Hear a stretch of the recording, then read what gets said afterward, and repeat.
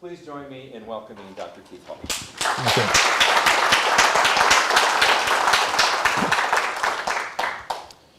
Well, I'll start working towards my first punchline, and the question of, well, do deficits matter, are relevant because we got deficits. We got deficits and debt going forward. And I will not bury the lead. I'll start with a punchline here. This is a graph looking at the U.S. deficit over the past, say, 50 years, and our projection of the deficit over the next 10 years. All right, a couple things to notice. Last year, the deficit was about $800 billion. And that was at a time when we had 2.9% GDP growth. Fastest growth since 2005, yet the deficit was $800 billion. So this goes right to the question of, gee, can we grow our way out? Well, and what I'm doing is I'm talking about current law. I'll make that a little bit clear, because there'll be some instances where the current law may not stand. Of course, that'll change some of this. Right now, the deficit is about 3.8% of GDP. As you'll see over the next 10 years, it's 4% of GDP, above 4% of GDP for as far as the eye can see. It's going to average about 4.4% of GDP over the next 10 years. That's not trivial. In a couple of years, it's going to hit $1 trillion, which seems to be a milestone for folks. And remember, when I say deficit, this is deficit that's adding up to debt. Over the next 10 years, that 4.4% will wind up adding about $11.6 trillion in debt over the next 10 years. And so we expect then that the level of accumulated debt will grow from right now about 78% of GDP to something in the 90s, 93% or 94% of GDP. Is that a high level? Look at history here. All right, there's only one other time in history where we've had debt greater than 93%. That was right after World War II. It reached 106%. Now this chart's taking you past 10 years. It's taking you 30 years out, which is part of this punchline, because not only does debt accumulate over the next 10 years, it accumulates over the next 30 years. And the peak of that debt is about 150% of GDP. All right. One of my first points, I want to go back. You see deficits go up and down, right, over time. Long-run average deficit is about 2.9% of GDP. There's a time we ran a surplus, actually, the late 1990s. One of the first things to notice about this is it goes up at times. Think about where the recessions are here. Right, 1980, 1990, 2001, 2008. Deficits go up during recessions. During the Great Recession, we went from a deficit of about $160 billion, which at the time sounded high, to $1.2 trillion in just 4 years because of the Great Recession. All right. Right now, there's no recession in here in my 10-year forecast. If we have a recession, we have a downturn, we're not starting at $160 billion, we're starting at $1 trillion. The question is, what happens after that? If you're thinking about a responsible way to run the federal government, I won't have an opinion on that, but let me point out. If you are going to run a surplus, you're going to pay back some of that debt you accumulated during the Great Recession, what should you be doing now? GDP growth is high, right? Unemployment's below 3%, or below 3.9%, below 4%. You should be running a surplus now, right? You should at least reduce the deficit. We're not doing that. One of the things that we say now, I've said since I've been at CBO, every CBO director for a few decades has said the same thing. The debt is on a path that's unsustainable. And what's unsustainable? I don't know. What's unsustainable debt for Google? Depends, right? A lot of things. What's unsustainable debt for any company? What's unsustainable debt for a household?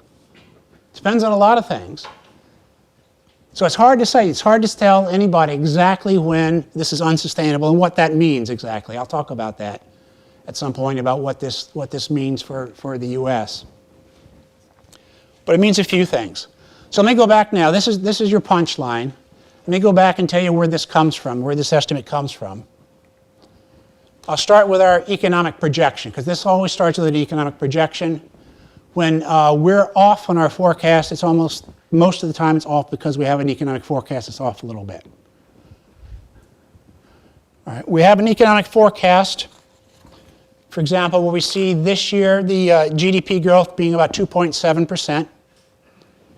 And in 2020, we see it falling to 1.9%. We're not alone. That top thing there is the estimates from what's called the Blue Chip Survey of Private Sector Forecasts. So these are private sector forecasters, mainly who work for businesses or business forecasting companies. Their range for this year is 2.4 to 2.8. We're at 2.7. We're in the middle. For next year, they see 1.5 to 2.3. We're at 1.9. So we're consistent with everybody else. Everybody else who I can tell you is a serious forecaster. All right. Now, people differ on this, but I can tell you not a single one of these private sector forecasters, and there are a few dozen of these, not a single one has a GDP forecast above 3%, or even as high as 3%. And what's going on, and I'll talk about this more, is the tax cut, the tax bill, last year at this time provided a significant amount of stimulus to the economy. And that's having an effect. And we think that tax bill, for example, not only does it increase spending for individuals, it lowered the individual tax rates, but also encouraged capital investment. So we think a higher level of capital will increase investment, and so we're getting this boost in growth right now. The point that I want to make, though, is this is stimulus. This is not a permanent increase in growth. What will happen is the stimulus will wear out over time, and starting next year, it'll start to decline. That's why we go down to 1.9%. Here's a graphical representation. Now, this kind of brown line is our estimate of potential GDP. So this is our estimate of what the potential growth is, and by this, we're looking at supply side things. We're looking at labor force growth, we're looking at capital investment, we're looking at productivity, some of those supply side things. So we have what we think is potential growth. And there are times, of course, when you can exceed potential. You'll notice that the black line right now is above potential. That's the stimulus that I'm talking about. Well, because of stimulus, you pay for that.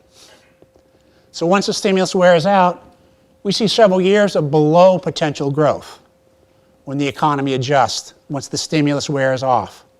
Again, this is under current law. And at some point, it settles in at potential. In fact, for us, it's sort of a modeling exercise where we first do a supply side estimate of the economy, what the potential is. We look at where we are and think through about how we're going to adjust over time to essentially get you back to potential. All right. Now, the 2017 Tax Act did a number of things that provided stimulus. The Bipartisan Budget Act of 2018 increased spending. So it's not just all tax cuts, it's also an increase in spending providing this stimulus. But the long-term reality is looking at the supply side. Here I've broken things out in a really easy to understand way.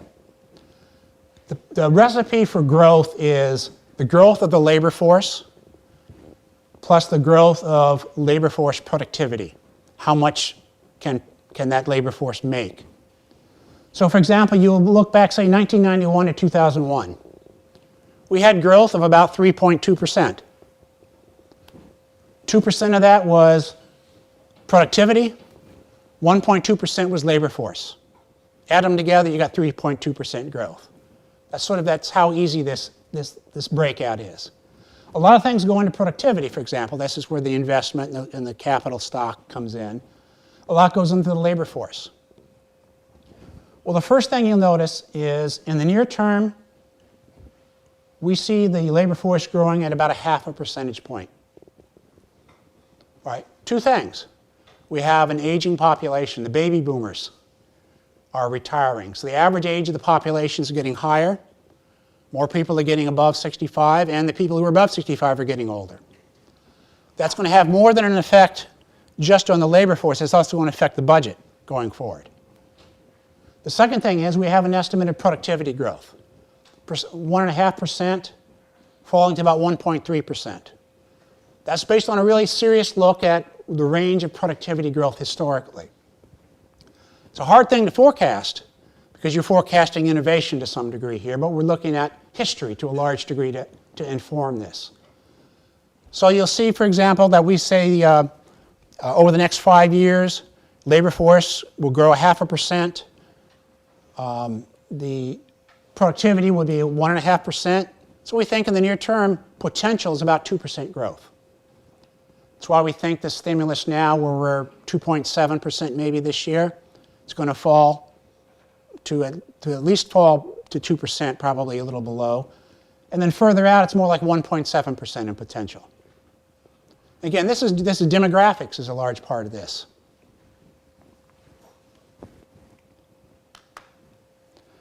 You see, we also have something going on with the unemployment rate. We have an estimate of the natural rate of unemployment. We have an estimate of the current unemployment rate. Current unemployment rate's really low. We think it's way below potential, meaning that we don't think that's sustainable. And what we think will happen, of course, is what we think has happened anyways. A lot of people have come out of the labor force who were out because of the Great Recession. They've re-entered the labor force. We've had strong growth in labor and employment. The unemployment rate's dropped. That's going to collide with the declining labor force participation of baby boomers. So when you look at potential labor force participation growth, we think that's going to be going down over time. We're above potential now, but that's going to go away. Baby boomers are going to retire. They're not going to be able to work forever. One of the things we've done is we've done a pretty serious study of labor force participation. But there are a few things you notice when you see this. The most notable thing about it is that labor force participation is almost certainly going to go down for everybody but the baby boomers. In fact, if you look historically at baby boomers, how much they worked at every age range, every other cohort behind them is working less. So every cohort is working less than the baby boomers did. And unless that changes for some reason, there's no reason to think it's going to change because, 25 to 29-year-olds, 35 to 39-year-olds, all those folks are working less than the baby boomers did. That's going to slow labor force participation going forward.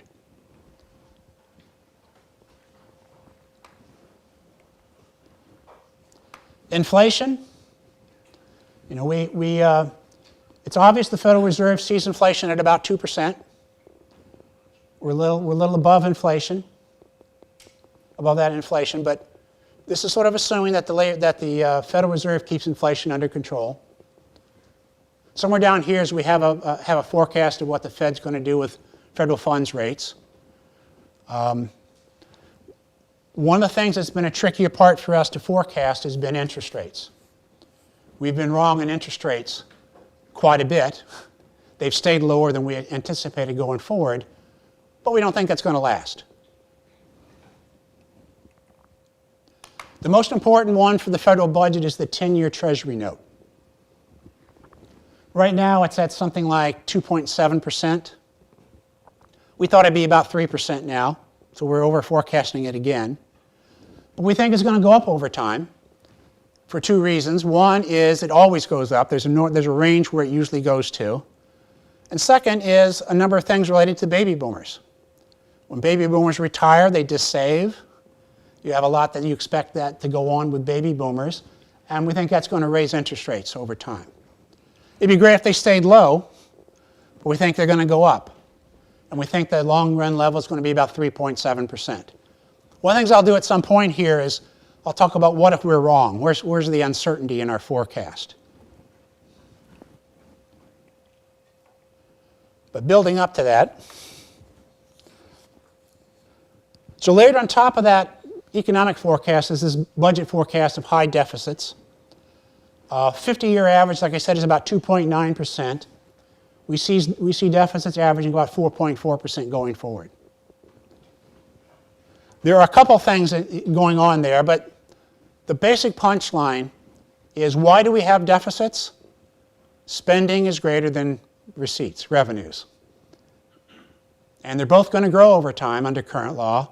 Spending is going to grow faster than revenue is going to grow. Dark line is outlays. This is federal spending. Right now, it's above the 50-year average already. We see it increasing. It's about 20.8% of GDP now. It's going to go up to 23% of GDP. A couple of basic reasons for that. One, aging population. So you're going to see all sorts of spending on folks 65 and above continue to increase. And the second thing is healthcare costs. For decades now, healthcare costs have grown faster than GDP. And I can't say we understand that, except it's happened. And because it's happened, we don't think it's going to stop. If we understood it better, we understood how it might slow down, we'd talk about that, but that's what's happened. A couple things on this. It's a little hard to see, but you see there's an increase in outlays in a couple of years. They go up. All right. Part of the 2017, part of the tax law, but some of the other legislation, took away spending caps. Congress had put in some spending caps. They took away the spending caps. They're now exceeding the spending caps right now. Well, under current law, in a couple years, those spending caps are going to snap back into place. And if they snap back into place, then there's going to be like a $125 billion reduction in spending. Okay? That's current law. All right. It's a different question as to whether you think that's actually going to happen. Will Congress let that happen? The second thing you notice here is the tax rate's actually below the 50-year average, but you see it goes up, and around 2025 it takes a jump. Several parts of the tax law were temporary. The most important being the individual income tax rates. All the individual income tax rates were lowered, but they're lowered only through 2025. They're going to snap back to their real rates, or to their previous rates. Why would Congress do that, by the way? When we assess their new legislation, we assess it over the next 10 years, right? So if you have it temporary, there's a little period here at the end of the 10-year period where the rates go back up, and the deficit cost of the Tax Act doesn't look so bad.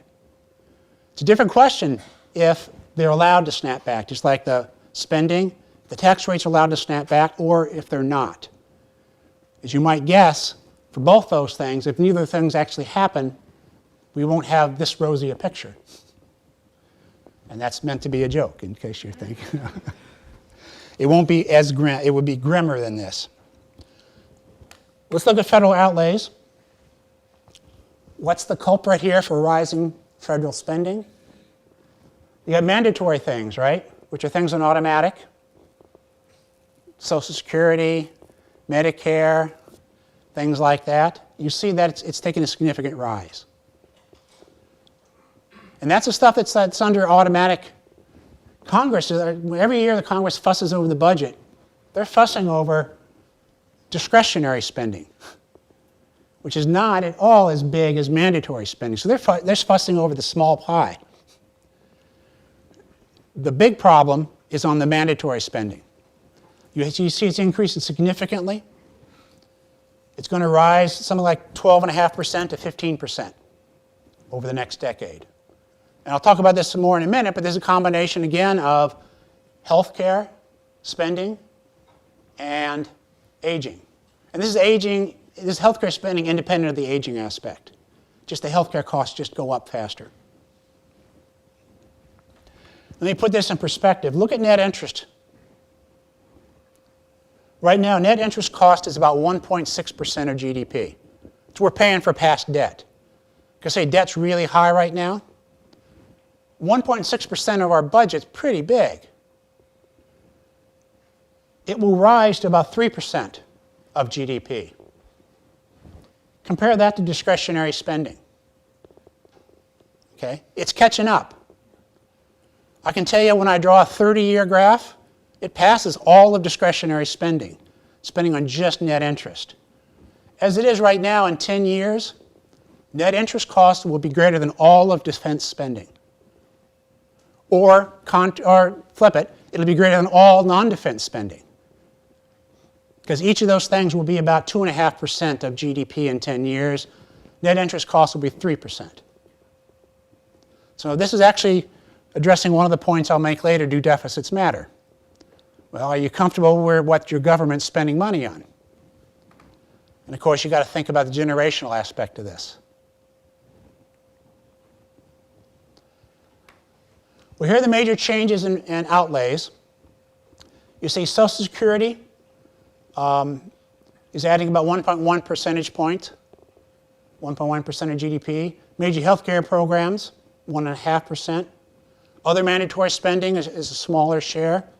Discretionary spending as a share of GDP is really shrinking. Now one of the things that we're doing here, which is, I'll say, is a little bit misleading.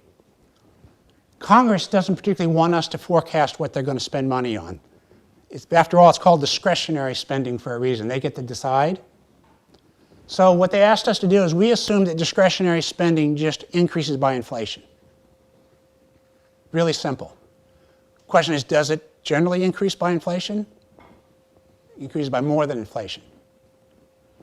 But the point here is you're seeing where this is coming from, and you're seeing net interest is working entirely against discretionary spending. So if you believe that Congress will feel the pressure of higher net interest cost, then this could constrain their spending on discretionary items, that they feel that it's important to worry about the budget deficit.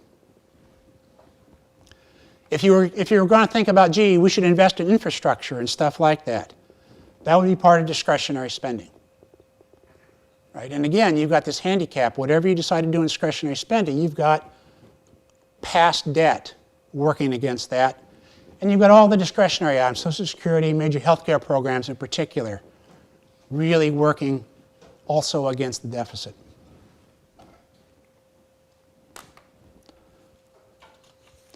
Here's my point about outlays for people age 65 or over.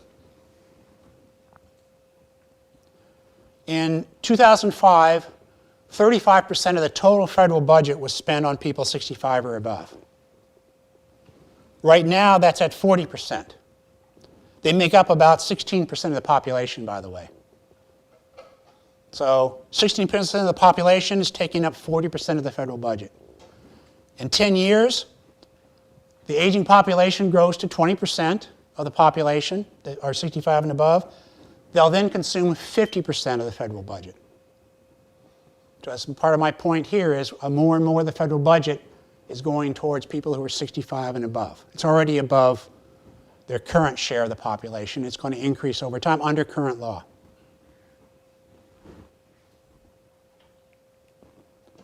Revenues. As you see, total revenues as a share of GDP, they fluctuated around, but the most they've ever been is about 20%, and that was only temporary. Right now, they're below the 20-year average. That line there is at 20-year average of 17.4%, but that's from the tax bill. And you'll see it quickly catches up to the 50-year average, and you see that jump. That's that jump I talked about there, the temporary aspects of the Tax Act. And where is that increase in revenue? Where's that coming from? Corporate income taxes aren't going to change much. Payroll taxes won't change much. It comes primarily from individual income taxes. You see that rise in individual income tax, that big jump is those individual tax rates expiring, if that happens. But the other rise, and it's most of what happens outside of that increase in the tax rates, is something we call real tax bracket creep. In other words, real GDP, typically, real incomes grow faster than the consumer price index. So more and more people move to upper tax brackets over time. It's a question as to whether Congress lets that happen.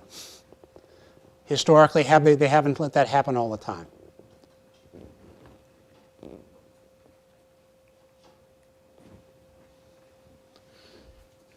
Then we get to debt held by the public. This is back to that other graph. Starting at 78%. By the way, before the Great Recession, we already had a pretty high debt, about 35% of GDP. It basically doubled by the Great Recession. So my point is, gee, when we have another economic downturn, where do we go from here? This is the good scenario where there's no recession in this at the moment. You get up to a really high level. We think there are a number of impacts of this growing debt. We think it slows income growth over time. Part of it is crowding out. Federal government borrows, crowds out private investment. You haven't seen a lot of that because interest rates have been so low. We think that's eventually going to happen. It can happen significantly. Interest payments become a bigger share of this. That becomes in a sense, that becomes a bigger priority. And one of the things, I don't happen to have the graph here, but one of the things that's a shocking thing is if you look at what the federal government spends on now, what they spend on, what they'll spend on in 30 years, it looks really different. What we spent money on in 1960 looked really different. So we're changing what the government's doing over time. We think this debt held by the public is going to help push interest rates up. It's one of the reasons why we think interest rates are going to go up. And they're going to go up to about 3.7%. A big contributor to that is federal borrowing. Another concern will be what happens when we hit the next recession. What sort of policy tools will be available to deal with it? Well, the fiscal policy tools are maybe going to be constrained because we're starting with such high debt. And last but not least, we think the chances of a fiscal crisis go up the bigger the debt gets. By fiscal crisis, we mean at some point, if people don't feel like the federal government's going to pay back its debt, then they lose their premium on interest rate. The federal government gets a really low interest rate because they have very little risk in people's eyes. If ever that changes, that could have a really significant impact on that net interest cost that I talked about. And again, I can't tell you what's too much, but I can tell you that the chances of a fiscal crisis go up over time. And probably the chances of if we go into another downturn, whether we have significant inflation, whether we have a more severe recession, if we have a recession, all those things, the chances of those things happening in a more severe way increase over time. And again, whether you think this is bad or not, we're heading towards a record here. In a few years, we're going to hit that record of 106% of GDP. Debt's going to grow to 150% of GDP. And by the way, when I say 150%, let me give you some idea of the uncertainty. I mean somewhere between 90 and 120% of GDP. So they're actually, this is a forecast that's in the middle of the range. It actually could be much higher than this. Could be lower, but could be much higher. So let me give you a little bit of idea of the sensitivity of this. Let's suppose that productivity growth turned out to be a 0.5 percentage point higher over the next 10 years. A 0.5 percentage point higher means a 0.5 percentage point faster economic growth. If it was a 0.5 percentage point higher, instead of averaging deficits of 4.4% of GDP, it would be 3.7% of GDP. That's not solving the problem. If interest rates stayed at 3%, instead of going up to 3.7% as I forecast, then deficits would average 3.7% of GDP. 4% of GDP instead of 4.4%. It has an effect, but it's nowhere near eliminating the deficit going forward.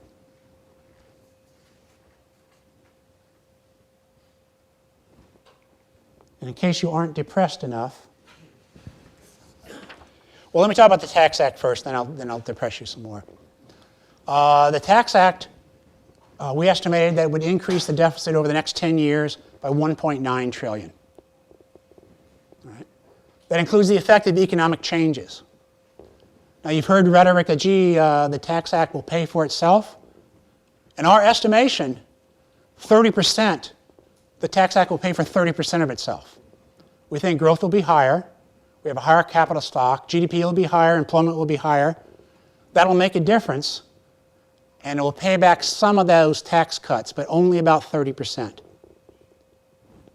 If you take into account the interest rate part of this, it only pays for about 20% of itself. All right. I can tell you that of the serious estimates of the Tax Act, we were right in the middle of the range. Nobody thought that Tax Act would pay for itself. Some thought it would pay for more. Some would pay for the less than us. We're kind of in the middle. In fact, we try to be in the middle. We don't just look at other people's estimates, but we make our best point estimate. And we think through that, gee, it's just as likely to be too high as it is to be too low in every one of our forecasts.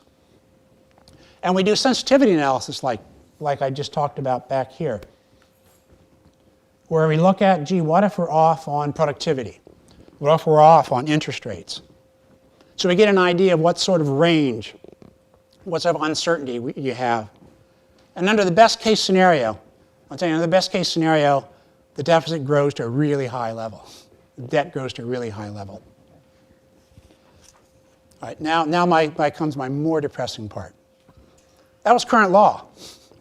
We also do a scenario, we did this time, where we looked at current policy, not current law. So Congress asked us to do current law, but there are a couple of provisions now in the Tax Act that I mentioned and in the spending caps, which are temporary. So we asked the question, what if current policy doesn't change? What if they don't raise individual income taxes back up? Well, you see here, the growth in individual income tax receipts, you see how much of it comes from that snapping back of the individual income taxes. Right? It's a big chunk of it. So one of the questions is, well, what if they don't adjust those? Then that dark green stuff goes away. All that revenue goes away. We're down at the lower level. And then something similar for the caps. This is an impossibly complicated chart to understand. By the way, whenever I do talks, the slides go right up on the CBO website. It's part of our transparency thing, so you can take these home if you get too cheery. You can pull these out and take a look at things. But here's our alternate scenario where we look at current policy instead of current law. Instead of nice, steady 4.4% deficits, you see deficits grow up well above 6% over time if we don't have those changes going forward. This is a scenario that makes us even less popular than we are to Congress at times. But our goal here, right, is to inform Congress, to give Congress an idea of what path we're on. We're just about to update this in a couple of weeks. We'll have a new estimate coming out. It probably won't change very much. This depressing story will still be a depressing story. We also do a long-term budget outlook over the next 30 years, and there you'll get to see more detail on that graph where I showed you how the debt goes up to 150% of GDP. Well, we'll redo that work and give you an idea, and particularly about the long-run things that are contributing to that. And the punchline there, of course, is it's a lot of it's demographics, and a lot of it is that long trend growth of healthcare costs that exceed GDP growth. Unless that goes away, that's going to contribute big time going forward. So we get to the other part. Do deficits matter? All right. Not my job to tell Congress they should worry about something or not worry about something. But we do think a number of things are true. Chances of fiscal crisis, big or small, has increased. We have reduced flexibility. We think it slows GDP growth. Certainly we think it will in the long run because there really is crowding out. You have the issue of, more and more of the federal budget going into interest cost. Whether Congress is comfortable with that or not, they're going to have to decide. We think all these things are for real going forward. There have been a couple of pushbacks. The most reasonable sort of pushback was an analysis done by a guy named Olivier Blanchard. and he's the outgoing president of the American Economic Association. He made a theoretical point that, gee, as long as interest rates are below GDP growth, then you can grow your way out of a deficit. All right. I have 3 problems with that. One is, that's a theoretical piece, and it only works if your deficits are small. We have really big deficits. Your deficits would need to be 0.5% of GDP for that to actually work. We have deficits, primary deficits, non-interest part, 3% of GDP. We're way above that. So even theoretically, because we have primary deficits going forward, that wouldn't work. Second thing is, he's pointing out that if interest rates stay below GDP growth, we don't think they will. We think they're going to go up. So that goes away. And then the third thing is, what if you ignore this for a while? What if you count on this happening and you're wrong and interest rates go up suddenly? All right. Then you need some draconian measures to deal with it. You really increase your risk of having to deal with an economic downturn. One of the things that you'll sort of see is I don't really have a recession in here. I do a little bit. When we put out potential GDP growth, we actually lower it a little bit. The reason we lower it is we've looked at history, and looking back at history, when you have recessions, on average, recessions wind up pulling down growth by 0.5 percentage point. So we think there are recessions out there, so we lowered our growth, long-term growth, by 0.5 percentage point. So we've got a recession in there. You just don't know where for the long-term look. And the thing you don't know is if you have a real recession, you've now got this spiking in the deficit. And it's not just this nice sort of steady thing. And that's a good place to field questions, I think.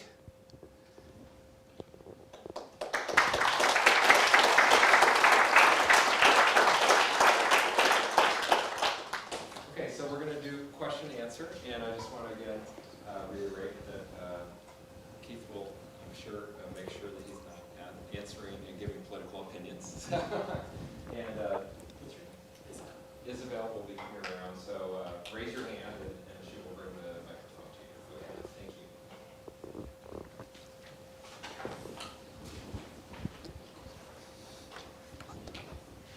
When you're calculating the cost of programs such as spending programs such as, for example, let's look at this free college tuition program, for example. How do you take into account externalities such as if more people have degrees, then more people will be having higher earning jobs? And do you take into account those things, or do you not?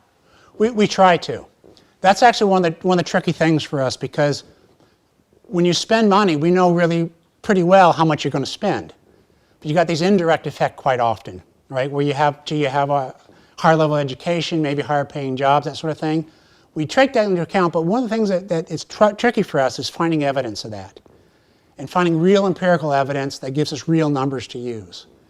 And we just can't do that as often as you might think. And the second thing is, especially for something like that, when we do an analysis of a piece of legislation, by the way, when Congress has an official piece of legislation, they had 947 of them last year for us to estimate against this. So it was a huge amount of stuff. When we do that, a lot of the effect can happen outside the 10-year budget window.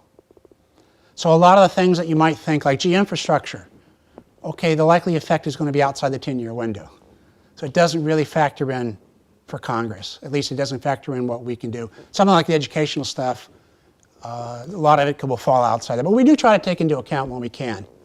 I think we frustrate Congress sometimes because we take it into account, but it's often not as big as you think it is. I'll give you a really good example because we just went through this last year.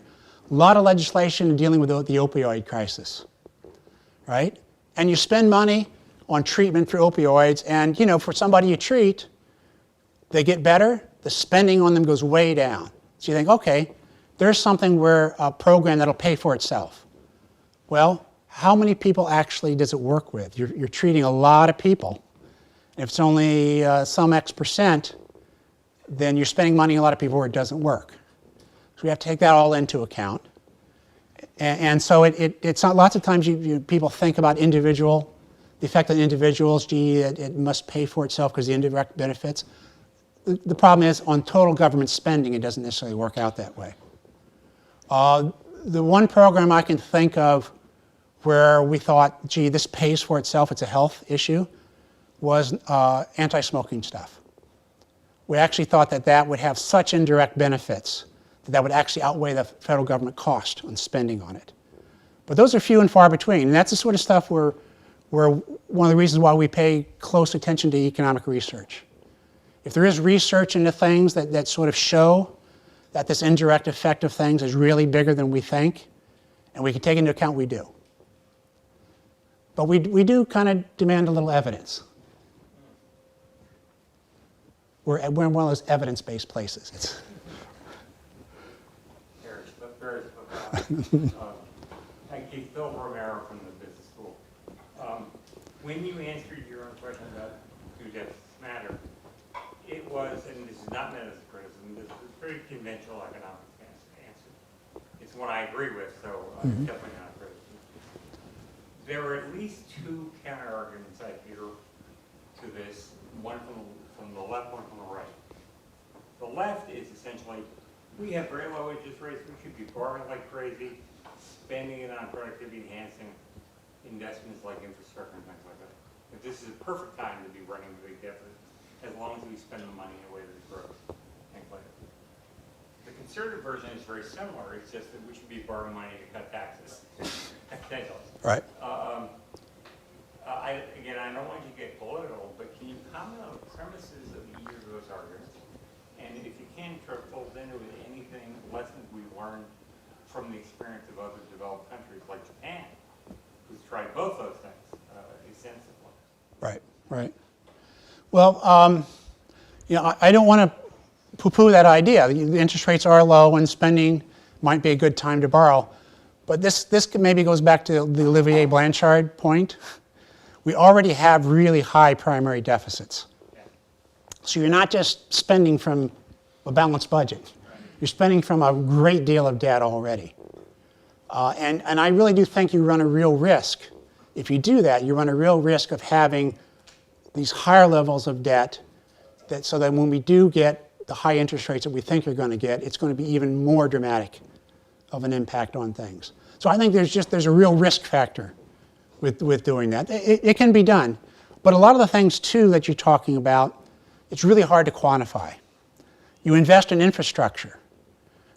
We don't know a lot about how much infrastructure pays off. Going from no highway system to a highway system, that's a great, but that's not where we are, right? Additional spending, it's hard to know. And we have some rules of thumb that we use, but the direct evidence is kind of difficult. And one of the things that's really clear, too, is the effect of this investment can be outside a budget window. It can happen slowly over time. Yeah, and so all those things are factors. And, if we did have some proposals, we would be being clear that we think that the 10-year effect, what it would be like, and maybe some of the effects would be outside the 10-year window. We try to base it on evidence.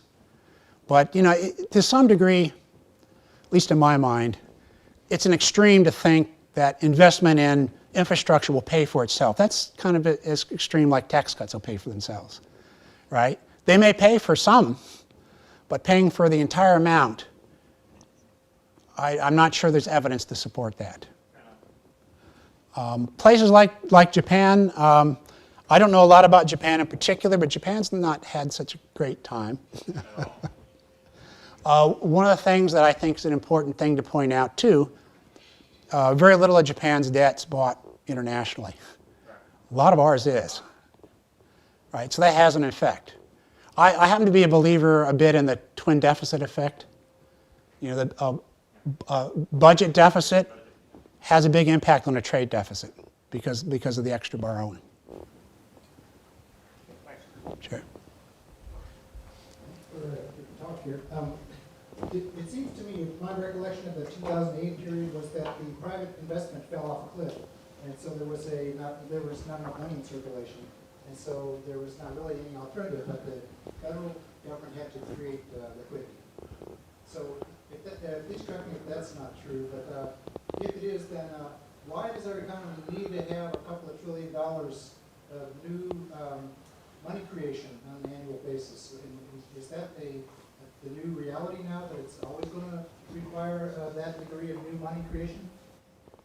Well, we don't really forecast that. We really do think the Federal Reserve is going to likely tighten up and raise the federal funds rate over time to get back to some sort of normal level.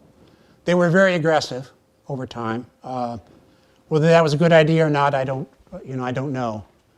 But that certainly had its effect on things. One of the tricky things about any of this stuff, like for example, the Tax Act, I'll tell you one of the things that Congress does. Congress writes very general legislation. They're not very specific. So much of the effect of that Tax Act is going to rely on how the Department of Treasury implements it. All we've done is make our best guess. In fact, this is one of the things that, even though it can annoy Congress sometimes, we take our time and talk to people. We will call people in the administration who will actually be implementing this stuff and get an idea of how they think it will be implemented. We tend not to talk to politicals, tend to talk to the career folks. And so we make our best guess on implementation of things. And this is where we can be wrong. And I'll tell you, I'll anticipate one of your questions, even though nobody's probably going to ask this.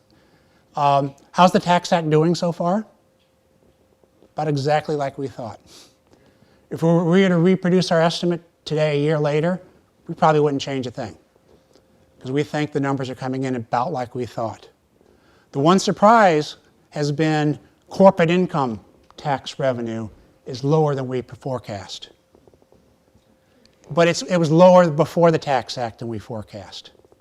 So it was low before the Tax Act, it's lower than we forecast now. So we apply, one of our rules is we apply a rule. If we don't understand it, we think it's temporary. So the low level of corporate income tax, we don't understand it yet. We probably won't for a couple of years, so we're not going to make any big adjustments probably to our forecast until we understand what's happening. That rule pays off. It's lots of times. It's that way right now with healthcare costs. Healthcare costs are lower than we've been forecasting. We don't understand why, so we have it going back up, maybe gradually, but we'll see if that holds.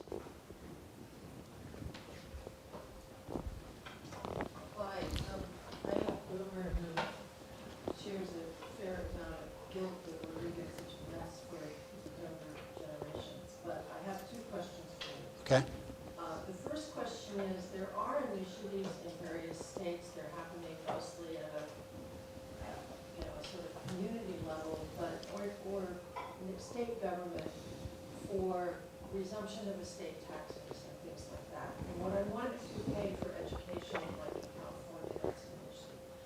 What impact does that have on the federal budget deficit, or is it just kind of irrelevant? That's one question. And the second question is, how does the CBO work with members of Congress and their staff? Do they come to you with ideas? Do you go to them with ideas? Are you totally a responsive body? I'm just curious. Two great questions. I could have fed you that second one because I would love to talk about that. Yeah, changes in state law we try to take into account. Every time we do a forecast, when we change it, we have these different buckets of categories. You know, how our forecasts change over last time we forecast because of economics came out different. How much it changed because of new legislation. Last thing is technical changes. This is stuff we didn't anticipate happening, so it would be stuff like that. If state spending on something changed and it wound up being big enough it impacted growth or impacted federal revenue somehow, we'd take that on board. That doesn't seem like it's something that's likely to be big enough to affect the federal budget. But we would certainly, if that sort of thing happened, we'd certainly try to assess it and get a feel for what its effect would be. This is a little known thing. Most of our work with Congress is informal, technical assistance. We spend most of our time, we work for committees, we talk to committees. What they'll do is they'll talk about possible legislation with us. And we'll give them our view of how it might affect things.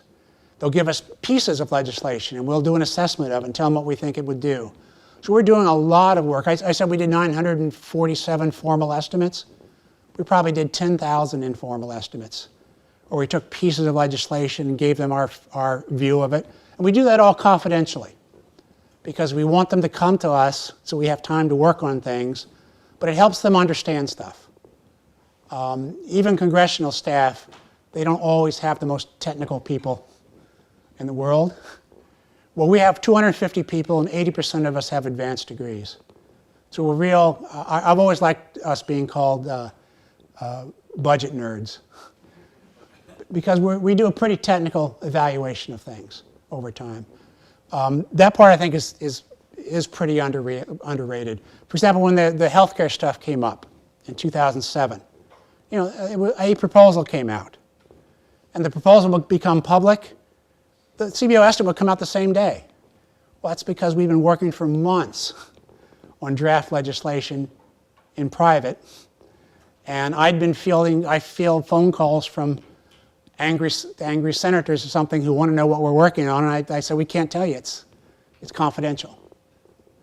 Now the thing we do to try to create a level playing field is if the language becomes public that we're working on, by accident or on purpose, confidential work's over. We publish what we do. So that's actually part of what we try to do to create a level playing field. So when the language becomes public, our work becomes public, we send it to all members of Congress, we put it up on our website. But like I say, what we actually do really masks a whole lot of confidential private work. We do analytical pieces where we'll take a year or something like that and do an analytical piece. We'll evaluate the National Flood Insurance Program or something. What we'll typically do there is we'll get an idea for an analytical study. We'll go to a committee and sell them on it. So they'll formally request it. Again, it's in private. And then when our piece comes out, it'll be the classic. You all remember Econ 101? First day class, positive versus normative economics. We do positive. Here's the flood insurance program. Here's how it's operating. Here are 5 proposals that have been made on changing it. Here's what we think will be the effect of each one. That's the sort of work that we do quite a lot of. Yes? You answered my question. Thank you. Thanks for admitting that. Great chat.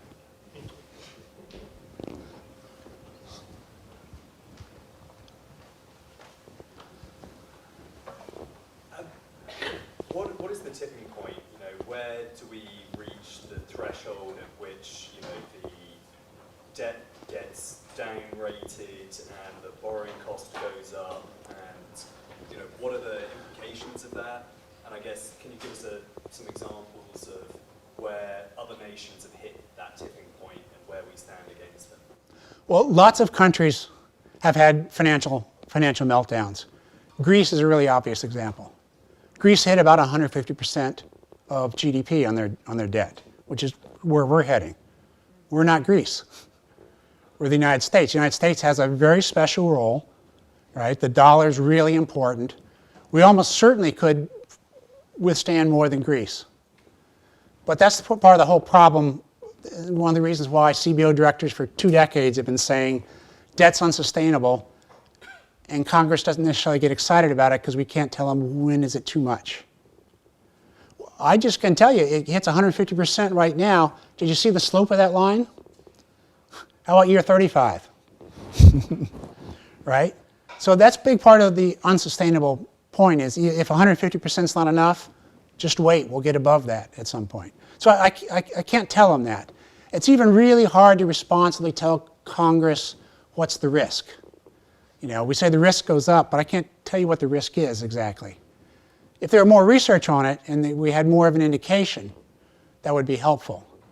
And there's been some work, there's some serious look at financial crises in other countries and sort of what that looks like. But again, the U.S. is such a special world that makes it tricky for us to say what's too much. It's a communications challenge for us, put it that way. One of the things that I do like to say, though, if nothing else, the longer you wait and you want to fix it, the more draconian the measure has to be to fix it. Right? That's true.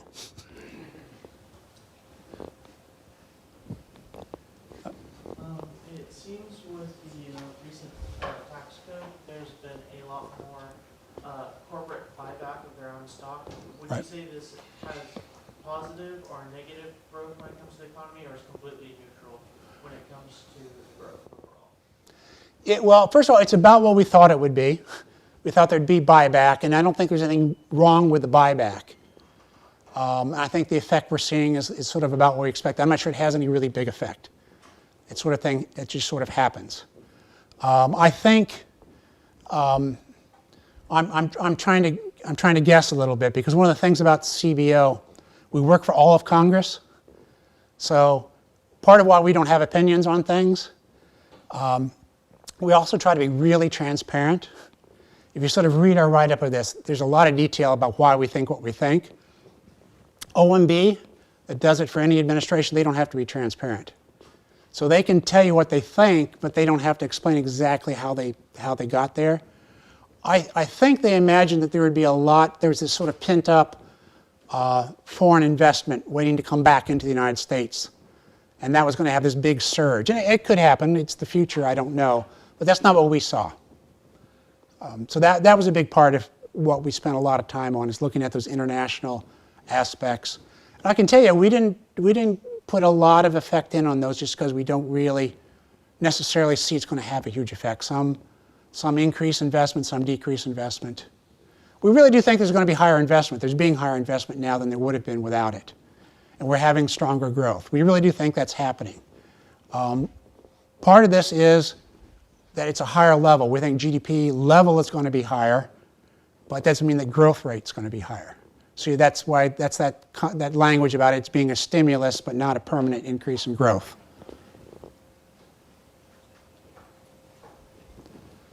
So it seems like today you agree the deficits do matter to answer your original question. And right now there's members of Congress who are citing modern monetary theory as sort of this answer to no, deficits don't matter if you're issuing debt in your own currency. I'm just curious if there's any merit to this idea that's kind of taken the mainstream server over. Let me word it this way. That theory is very non-normal. All right? That is not a standard view of things at all. I find it difficult to understand what their point is because they don't fully articulate things. For me, the bottom line is we really do think that the money supply can cause inflation. You print more money. The modern monetary theory of this notion is debt doesn't matter.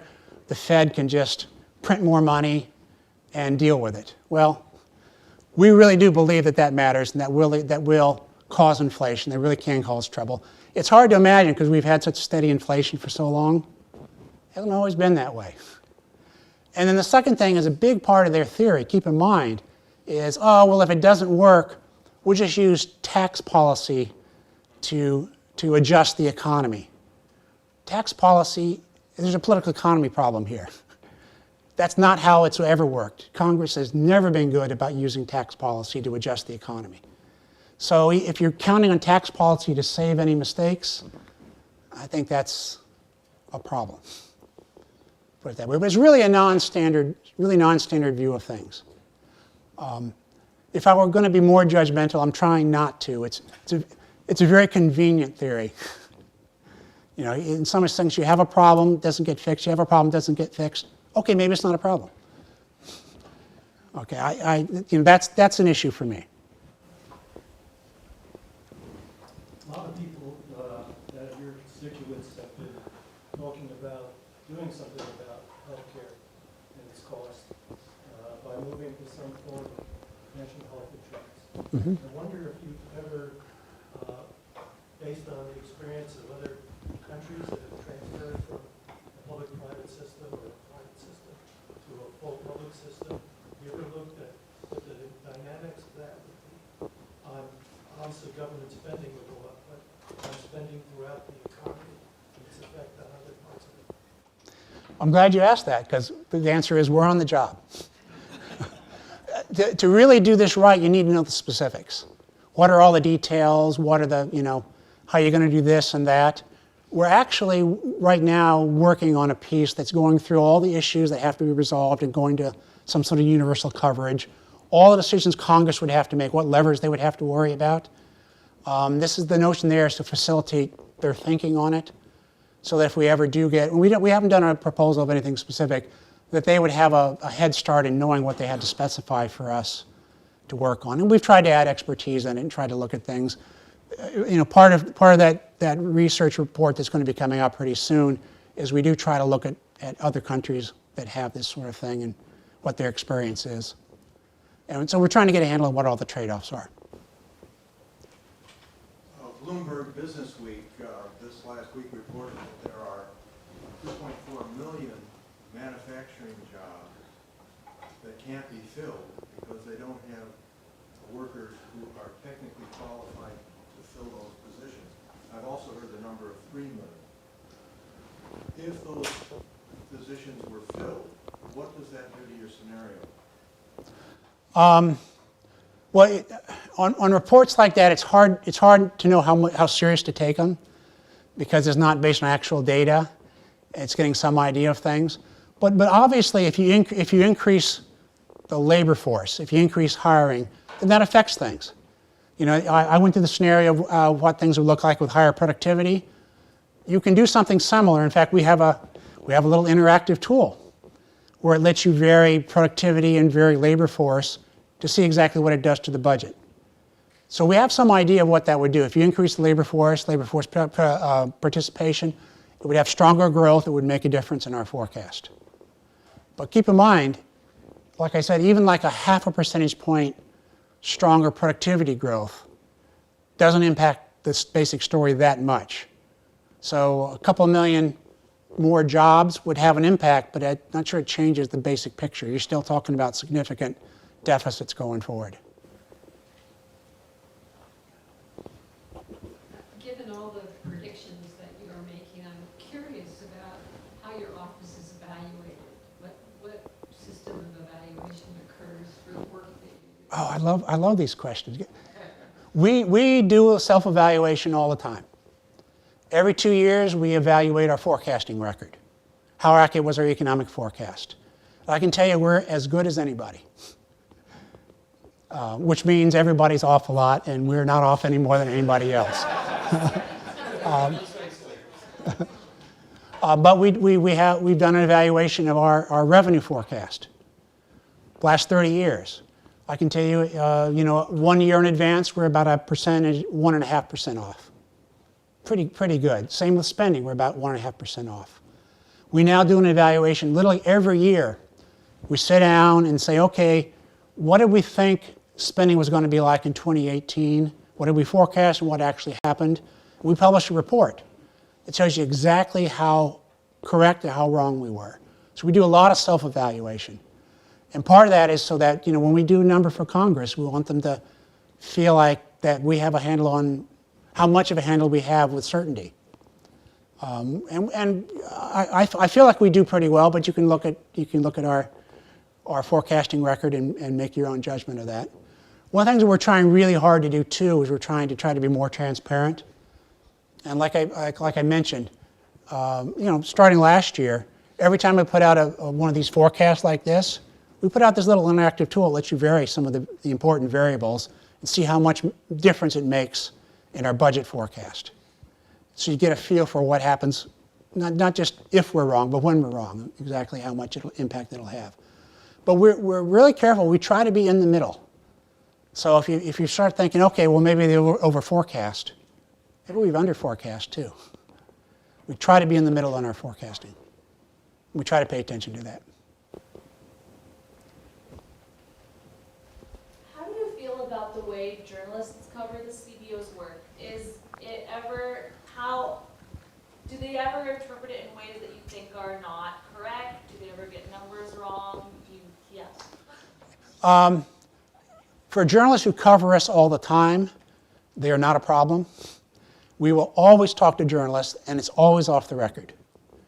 And we will even find if a journalist has we pay attention to when we show up on the news. If they've got something wrong, we'll call them up and tell them.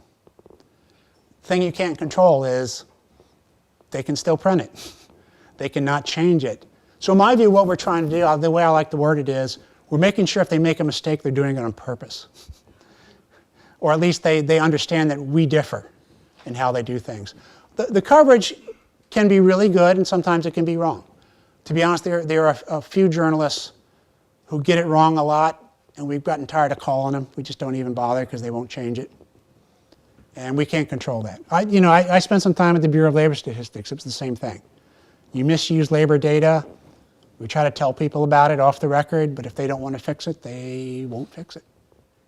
It's frustrating, especially when we have so many members of Congress who don't actually read our stuff, but they read the news reports of our stuff. I remember at least once of having a member of Congress read to me about how biased CBO is, and he proceeded to read a news report. I had to point out, that's not our language. We would never write it like that. You're reading a news report. I don't know if he was appropriately embarrassed by that or not, but that's a challenge for us, is the news stuff. But again, we can't control that.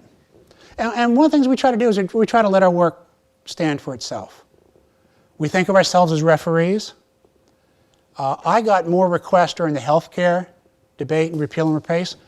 I could have been on so many TV shows, and that would be like the referee going on at halftime to tell you how he thinks the game is going. That's inappropriate, right? We let our work speak for itself. And that's one of the frustrating things, is it can be mischaracterized. We can be bashed. And if we're bashed by a member of Congress, I try my best to go sit in the member's office. And if they let me in, I'll talk to them about it. Looking at the historically high deficit levels during World War II, what was the catalyst that allowed the deficits to come back down afterwards? And is that catalyst still viable today? Huge productivity growth. After World War II, the U.S. had a ridiculous amount of the manufacturing capacity in the world. There were just no competitors. We were just poised for this ridiculous growth. Entirely different time period. We would have to have a huge productivity advantage over the rest of the world to have that same scenario follow. And you can make up. I'm not a big economic historian, but it was something ridiculous. Something like 80% of the world's manufacturing capacity was in the United States right after World War II. Am I somewhere there, right? It was a really high percentage, so it was a very different time period. The thing I'm worried about, of course, is, right, you need this really big increase in taxes, really big decrease in spending, or both. And one of the frustrations, I can tell you one of the frustrations is when I'll talk about this stuff at a hearing or something, I'll get one member of Congress coming over and saying, you're right, we really need to raise taxes. And then from the other side I'll hear, you're right, we really need to lower spending. Okay. Either one or both would do it. But one of the things that's really important to note is if you're going to solve this problem, how do you solve it? Where are the buckets? Where are you going to get this money? Right? You can't get it from discretionary spending so much, right? Can you get it from individual income taxes? So you got to think bigger, I think, than just a few tweaks here and there. One of my favorite publications that we produce, we just put one out, Options for Reducing the Deficit. So we just gave Congress 400 pages of all sorts of ideas on things they could do to reduce the deficit. It's like 120 different ways to do it. One, it gives them ideas. Two, it makes their ideas more realistic, because lots of times they think things that just aren't true. They think, oh, well, if we just do this little tweak, it'll solve the deficit. No, we actually have an estimate here of what that would do. And they have those, we've done that for a number of years. And it gets used. Unfortunately, lots of times it gets used as pay-fors, where they spend money and they want to pay for it. Well, they find something in our book that allows them to pay for it. Well, that's not reducing the deficit, but that's helping to pay for extra spending, which is okay. It's how you want to use it, but we're trying to be helpful, put it that way. We're very good at pointing out the problem. We're less good about telling them what the fix is. Hi. You mentioned earlier how you're as best as you can try to use empirical evidence to come up with your estimates and forecasts. Yes. So I was wondering, does the CBO do its own research, or do you mostly rely on university studies, or what does that process look like? How often do you have to start out We do a lot of our own research. We use a lot of outside academic sort of research. We do both things. One of the things that we use is we have an economic advisory panel of 20 or so, many will fit around our table, 20 or so economists, and they're very prominent. If you look at our advisory panel, they're very prominent economists. And we get a real mix, and we use those folks. They look at our forecast and give us feedback, but more importantly, they give us their phone numbers. And we call them up and we get advice on who to send things to, who to talk to. We talk to them. When we do analytical pieces, like I said, the flood insurance, for example, we send it out and get referee reviews, just like a journal would. And we send it around to academics, and a lot of them will do it because it's public service. They want CBO to get it right. So we try really hard to use as much research as we can that exists. We're sort of multipliers. That's why we have PhD economists. It's not just to do research, but it's so we're better consumers of using existing research. One of the things that we've tried to do lately, we haven't done as much as I would like. I think we need to do a little bit more. I started to put up blogs where I tell the world, here's a gap that we have in research that's holding us back from understanding how something works. One of the last ones I did was on obesity. We talked about what we know about obesity, what we don't know about obesity, why we can't remember more of this indirect effect. You can spend money on fighting obesity, but how much indirect effect, how much benefit do you get? There's not much research on that. So we talked about what was lacking. We were hoping we'll get some research. I talked with our members of our panel, encouraging them to have their students work on our problems.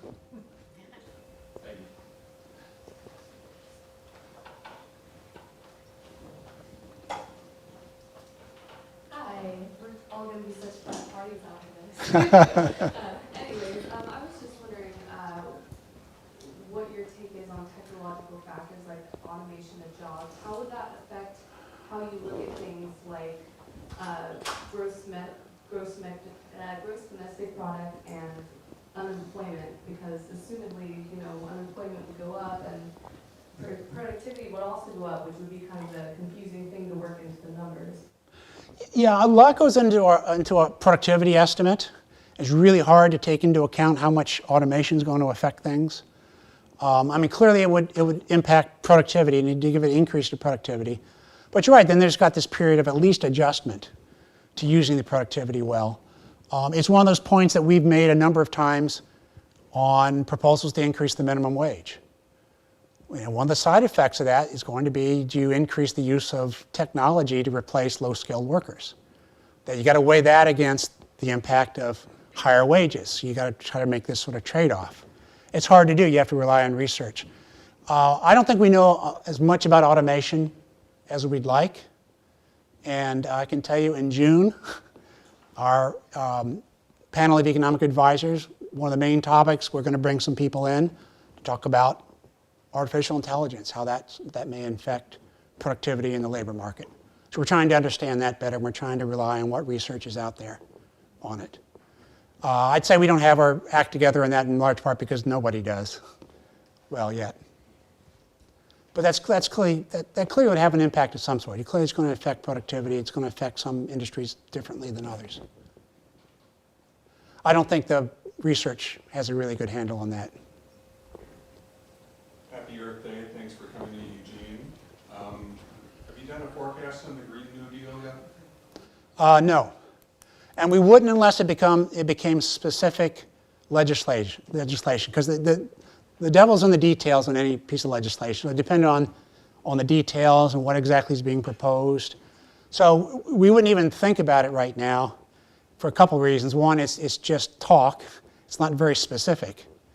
And second is it would have to be a lot more specific. It'd have to be. So it sounds like they haven't asked you for scenarios. Right. Now I got to say, our work is guided by committees. One of the more frustrating responses I'll get from members of Congress sometimes is CBO doesn't help them out. And we don't. Because we're there to assess legislation when it gets out of a committee and before it gets to the floor. That's a really late stage where legislative language has been worked out. So we spend all our time working for committees on language that they're really considering getting to the floor. Individual members who haven't gotten their ideas sold to a committee, it's too early in the process for us to do any work for them. We don't have the resources, even if, we'll try to talk to them and give them our general ideas, but we really can't do anything close to a formal estimate. So on something like the Green New Deal, it would have to be specific proposals that might support that. We would look at those pieces and do them. So who is responsible for the hiring of your position? I am jointly appointed by the Speaker of the House and the President of the Senate. So, and from your perspective, or maybe from your predecessors as well, are you able to stay out of the kind of partisan politic aspects of that hiring process in itself? I think we have. I think the past CBO directors have been pretty good with that. One of the things I think is really important is the culture at CBO is very much nonpartisan, and we hire people based on their technical abilities. We don't ask them about their politics. We worry about hiring somebody who's too vocal in their politics because we want people who can do objective work. So we worry about that, but it doesn't mean somebody can't have their own views. I can have my own views, but I have to be able to work objectively. And I personally, I have a history. I was commissioner of the Bureau of Labor Statistics. That's a nonpartisan job. That's an objective job. I have my share of practice at not answering policy questions, if nothing else. So I'm hoping that in the future, when they get around to replacing me, that they continue this sort of tradition of getting directors who can do objective work. I think it would be really damaging to CBO if our credibility got hurt from a director who wasn't sufficiently nonpartisan. So could you be fired by the Speaker of the House? Yeah, it would have to be an act of Congress. They'd have to have a proposal and have it voted to remove me. Or second is my term would have to be up. My term was up in January. So how long are the terms? Terms are 4 years. My term is up in January, and I stay till they replace me or reappoint me. Now we have a Republican Senate, Democratic House. Probably a good part of why I've survived for a few months, anyway, is they have to agree on a replacement. Or they have to agree that they're not going to figure out a replacement and leave me, I don't know, in limbo.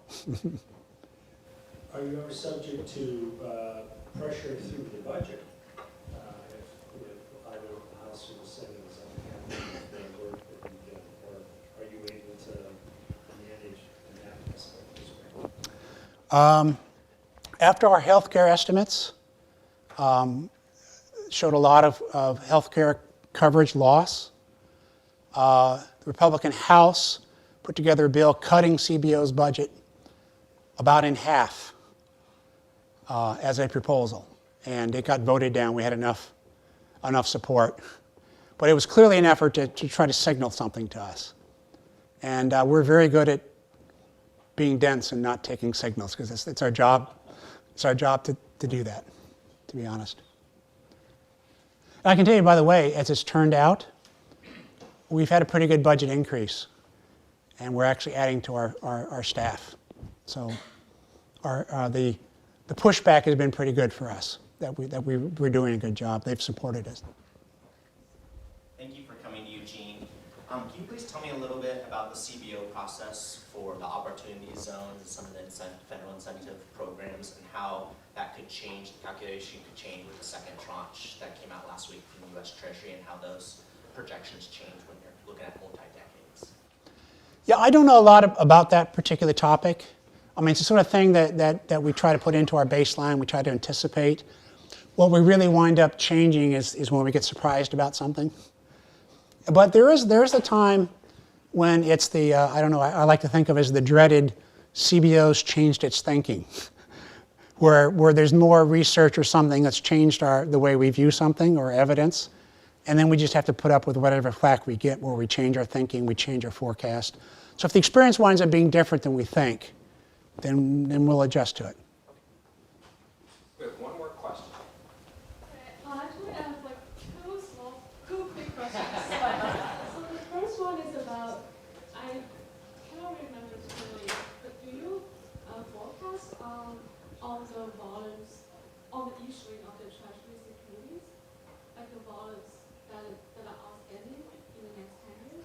Yeah, I mean, we have a view of how Treasury normally handles things, and we forecast that basically. I don't get into a lot of detail on that, but we do have a view of that, and that is sort of part of our thinking. So that's how it comes into the forecasting model. Right, right. So the second question is about, so I recall from the textbook, so one of the ways to pay for like government spending is monetizing the debt.